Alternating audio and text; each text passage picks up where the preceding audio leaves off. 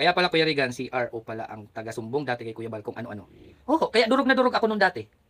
'Di ba? Durog na durog ako dati. Suspindido! Pero sa nangyari ngayon na may pumutok na amoy, yung Poso Negro sumabog na, napuno na. Sa sobrang dami mo naman naman na kinain, sa sobrang dami mo ba naman, hinakot mo na pati yung pagkain ng iba eh.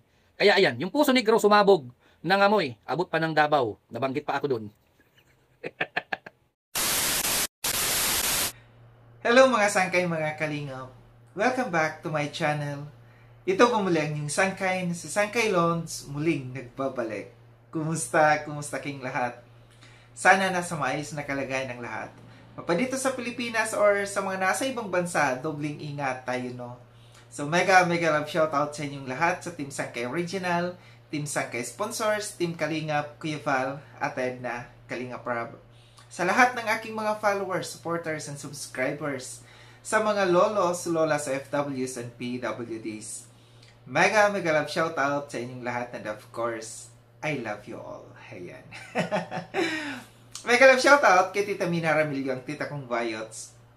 Kay Manay Tere ng San Diego, California. Kay Mother Nenny Vivas ng Washington, D.C. At sa inyong lahat na patuloy na sumusuporta at nagmamahal kay Sangkay. Ganon din po sa aking mga kasamahan sa Kalingap Watchers, no?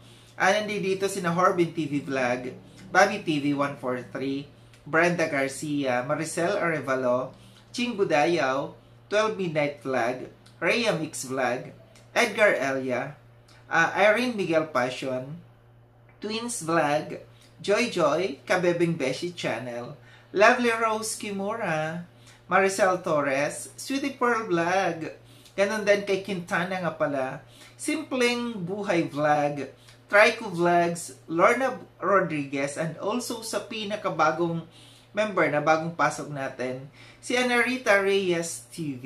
Ayan, mega love shoutout. Suportahan po natin ang kanilang mga YouTube channel. Yung iba po dyan may mga YouTube channel po. No? Thank you so much. Ganun din po sa grupo na patuloy na sumusuporta kay Sangkay. Nandyan yung Team A1, Giga Ladies, Joy Natics, Joy Solid Titas in Manila, Solid Joy Team Baliw, I Love Joy International, Joy Beauty Titas in Manila, Diwata Cares Marathoners, and also sa WCC, ang White Chicken Cactus na mga tigang. Shoutout po sa inyong lahat. Maraming salamat. At sa inyong lahat na nandiyan dyan, sa iba pang grupo na sumusuporta kay Sangkay, aking taus-pusong pasasalamat sa inyo. Salamat sa mga sumama sa akin kahapon, sa aking live, no? Mega love shoutout sa inyong lahat. Ngayong araw na itong Sangkay, pag-usapan natin, no? May isang tao na naman na lumantad patungkol dito sa, alam natin na si Rhea Olarte, ang kanyang tinutukoy dito sa kanyang live na ito. Ito si Kuya Regan, no? Shoutout dito kay Kuya Regan. Pahiram ako nitong video mo, ha? Itong live mong ito. Gagawin ko lamang ito ng reaction. Panoorin natin itong live na ito, yung kapirasong live ni Kuya Regan. Then after natin na mapanood, magbibigay ako ng opinion or kuro-kuro patungkol dito. Tara mga sangkay, mga kalinga, panoorin natin. Pero sa nangyari ngayon na may pumutok na amoy, yung Poso Negro sumabog na, napuno na. Sa sobrang dami mo naman na kinain, sa sobrang dami mo ba naman, hinakot mo na pati yung pagkain ng iba eh. Kaya ayan, yung Poso Negro sumabog ng amoy, abot pa ng Davao, nabanggit pa ako doon.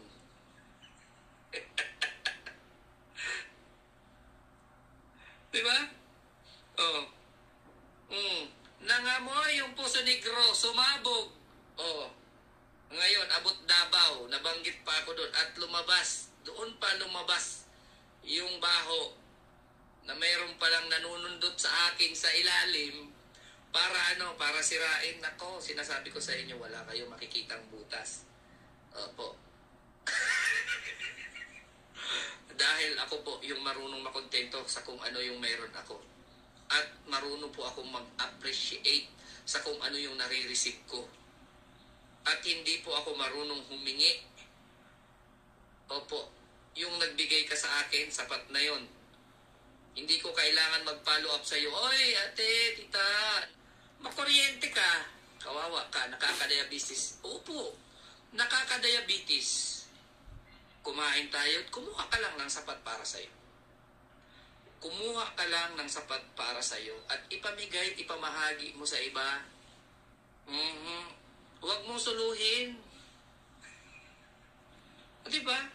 Naghihintay. Huwag yung palahingi and huwag yung palasundot and huwag yung palaagaw. Huwag tayong abusero, abusera. Kung meron, maging masaya. Kung may magbigay, magpasalamat. No? Huwag yung kukuha tayo ng hindi atin.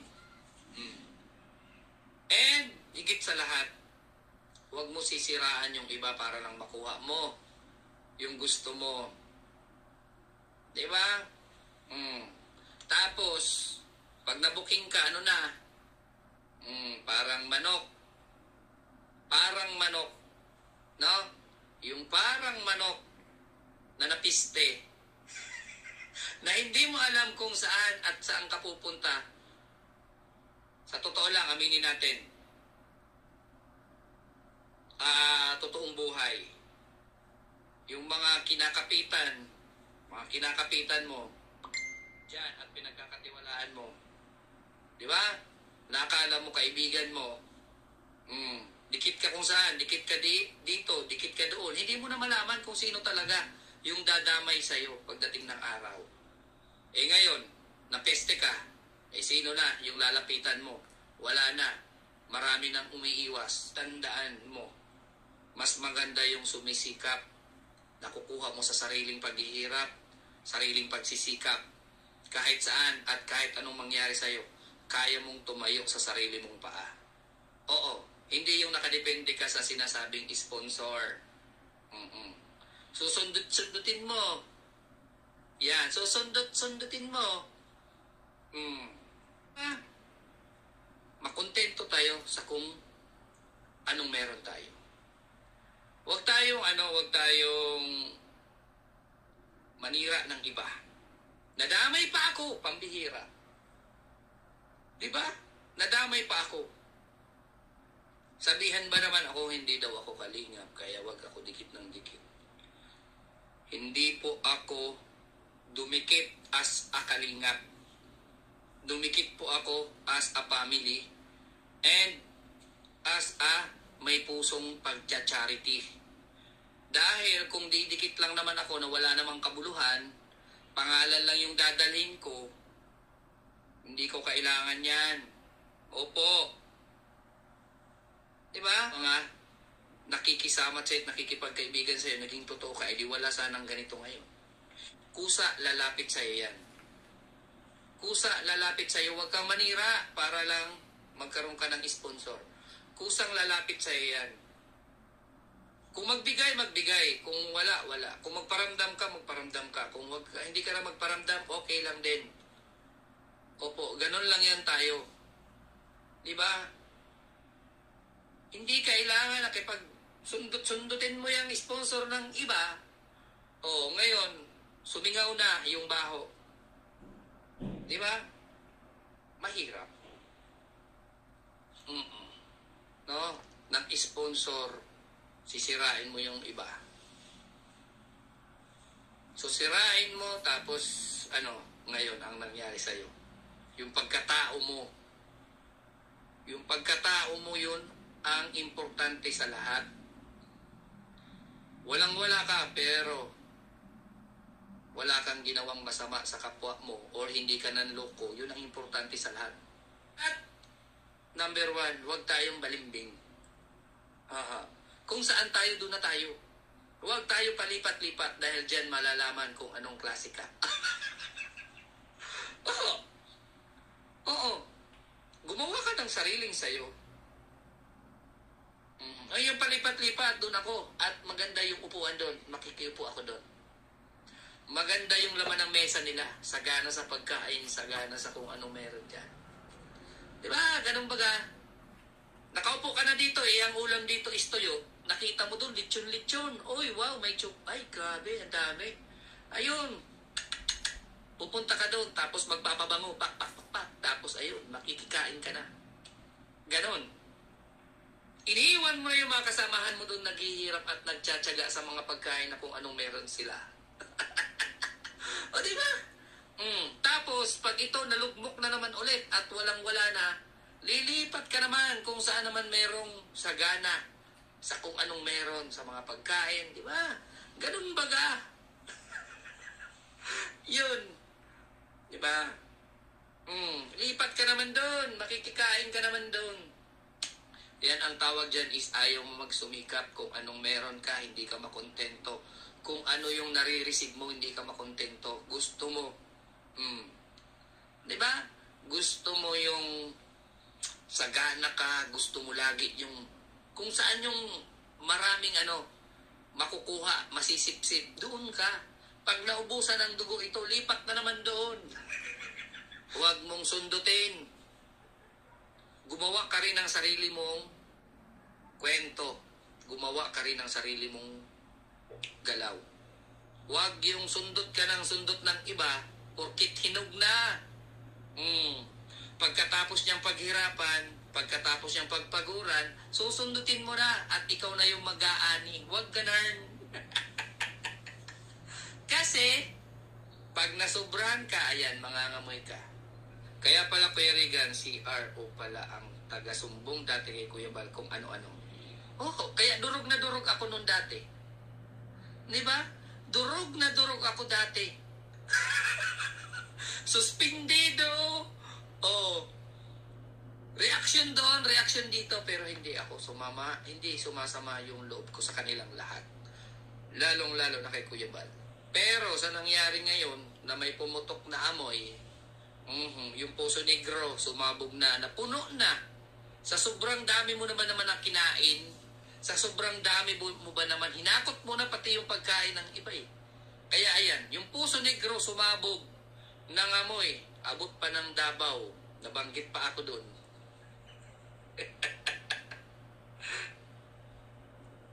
Diba? Nangamoy yung Poso Negro, sumabog. Ngayon, abot Davao, nabanggit pa ako doon at lumabas, doon pa lumabas yung baho na mayroon palang nanunundot sa akin sa ilalim. Hindi ko kailangan mag-follow up sa iyo. Oy, ate, tita, naman, baka naman. Pwede naman pabigay.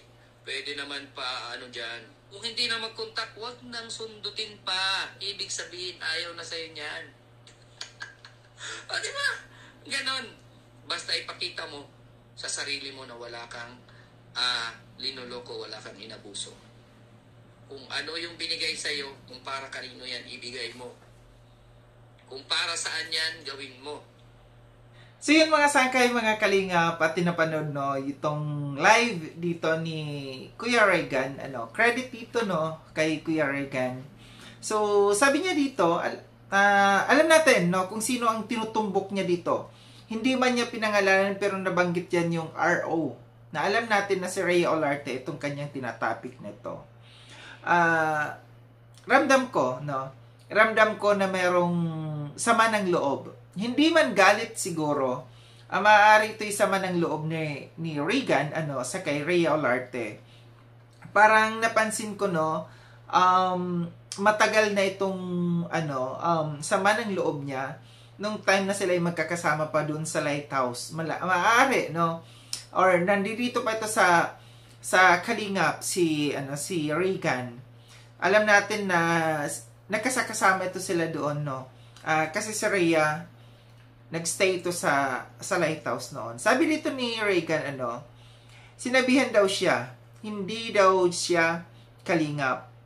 Huwag dikit ng dikit. So, ito yung mga sama ng loob na inilalabas niya dito. Yung sinabihan daw siya na hindi siya kalingap. Kaya wag daw dikit ng dikit. Ito yung pagkakataon na nakakuha ng tiyempo, si Kuya Regan na para banatan dito si Rhea. Hindi man banat kundi pahaging, yung mga pahaging niya dito. Para lang makakuha ka ng sponsor, sisiraan mo ang iba, Mukhang may alam, Mukhang may alam ito si Kuya Regan patungkol dito sa mga sponsors, Kasi si Rachel, Rachel TV kahapon nagsalita and sinabi niya na hijacker di umano ng sponsors. So parang ang lumalabas talaga dito no na pinupunto nila na si Rhea Olarte ay talagang nanunulot ng sponsors. Kasi ito yung pagkasabi niya para lang makakuha ng sponsor, sisiraan mo ang iba. So ibig sabihin, pagkakaharap yung sponsors no, kung sino man yung may-ari ng sponsors na yun, sisiraan niya para mapunta sa kanya. Ito yung dating, no? Huwag balimbing, huwag palipat-lipat. So, si Rhea nga, kasi galing ng, galing ng Kalingap, tapos nagpunta ng, sa team ni Ruel, and nagpunta naman sa kay, kay Tim Brooks, no? Yung maganda yung sinabi dito ni, ni Kuya Regan, yung sinabi na, pag halimbawa nasa isang kainan ka, nasa isang party no, andito yung mga kasama mo, ubos na yung pagkain ng mga kasama mo, lilipat ka na naman sa iba na para may makain ka na naman doon sa iba. So ito yung inahalimbawa niya, yung sa pagiging palipat-lipat no, which is true no, kasi kung tayo yung magpapalipat-lipat, makikitaan kayo ng ng hindi, walang loyalty. Sinabi dito din ni Regan no, na si RO, nagbasa siya no, may binasa siya. Si RO ang taga-sumbong kay Kuya Val dati. Parang ito rin isa rin sa mga ipinupunto dito ni Regan yung dati na nasususpend siya dito sa Kalingap. Oo, mayroon siyang mga issues dito sa Kalingap noon. So parang ang lumalabas dito, kaya siya nasususpend, kaya siya nare-reactionan nating mga reactors noon. Kaya siya nagkakaroon ng issues kasi parang si Rhea Olarte ang nagsusumbong kay Kuya Val. Ibig sabihin ang dating dito, sip si Rhea Olarte kay Kuya Val. Kasi parang naalala ko parang naging secretary yata ito ni Kuya Val. Ang posisyon nito ni Rhea Olarte nung mga bago-bago pa lang siya. Secretary siya ni Kuya Val, parang siya yung pinagkakatiwalaan ni Kuya Val noon. Sabi pa niya dito, sa sobra mong kinain na mga parang sumabog daw talaga sa sobra ng mga kinain dito ni Rhea Olarte no. So, ang kabuuran dito no sa na ito ni Kuya Regan no, siya ay lumantad ngayon. Dahil naunang lumantad si Rachel no, ngayon lumabas naman si Kuya Regan no, na parang ipinalalabas niya dito na talagang si Rhea Olarte ay hindi mapagkakatiwalaan. Si Rhea Olarte ay talagang ang punto niya talaga dito ay manunulot ng sponsors. Yun yung pinapalabas niya dito no. May alam siya. Hindi ako magtataka kung marami pang mga tao na lalabas na magsasalita laban dito kay Rhea Olarte. No, kasi may nagsunod-sunod na. Although, yung iba naman siguro, baka natatakot pa lang lumabas. Kagaya nung sa akin, may mga nag-message sa akin, no, na meron silang mga isinusumbong patungkol sa kay Rhea Olarte sa akin. Pero, ako naman kasi hindi ako basta-basta magsasalita kung wala akong pinanghahawakan pang ebidensya. So, nag-aantay lamang ako no, na magbigay ng mga ebidensya sila para ako magsalita. Kasi mahirap na, baka ako ang mabalikan.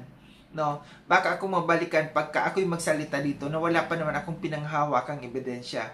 Hanggat sa maaari, yun ang pinoprotektahan ko sa sarili ko. Pagka ako sigurado na, pagka ako merong nang hawak na ebidensya, doon ako magsasalita. Pero sa ngayon, kung yung mga nagsusumbong pa lang na yan sa akin, no, na wala pa silang ipinapasang ebidensya sa akin, huwag muna nating itapik. Dito muna tayo sa mga tao na ito na lumalabas, no, na nagsasalita laban dito sa kay Rhea Olarte. Parang ang lumalabas talaga dito, matagal na talaga si Rhea, no, na parang meron silang samaan ng loob. Marami pa yan, marami pang mga dyan. Alam ko marami pang lalabas dyan. So, kumbaga parang stay tuned lang tayo. Ito lang aking reaction patungkol dito, no, na nadidikdik talaga ngayon, no. Ito lang ang gawin natin sa buhay natin. kung tayo ay mayroong itinatago, no? May itinatago tayo na baho sa sarili natin. Huwag tayong pumukol sa ibang tao. Huwag natin galawin ang ibang tao kung meron kang nakikita dito sa ibang tao na ito. Huwag mong pukulin kung alam mo sa sarili mo na meron kang baho na mailalabas din ng ibang tao.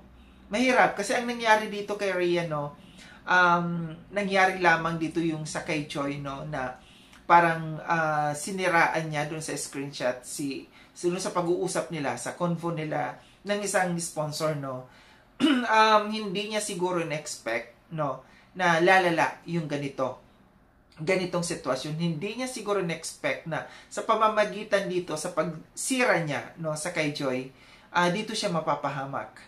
Dito lalabas yung mga tao, no, na mga taong may lihim na galit din sa kanya. Kaya mag-ingat tayo, no? Mag-ingat tayo sa mga ganito kasi pagka naumpisahan yan, tuloy-tuloy yan, no? Tuloy-tuloy kung ano yung mga itinatago natin, tuloy-tuloy at lalabas yan. Muli, maraming salamat mga sangkay sa panonood. Sa mga hindi pa nakapag-subscribe, kay Sangkay Lon, subscribe niyo na po ako. Click yung notification bell para updated kayo sa lahat ng mga videos na aking gagawin. Like and share itong video na ito mga sangkay. Kita-kits tayo ulit sa susunod na video na aking gagawin. Ingat kayo sa ang dako ng mundo mang kinaroroon. Paalam na mga sangkay, mga kalinga, paalam.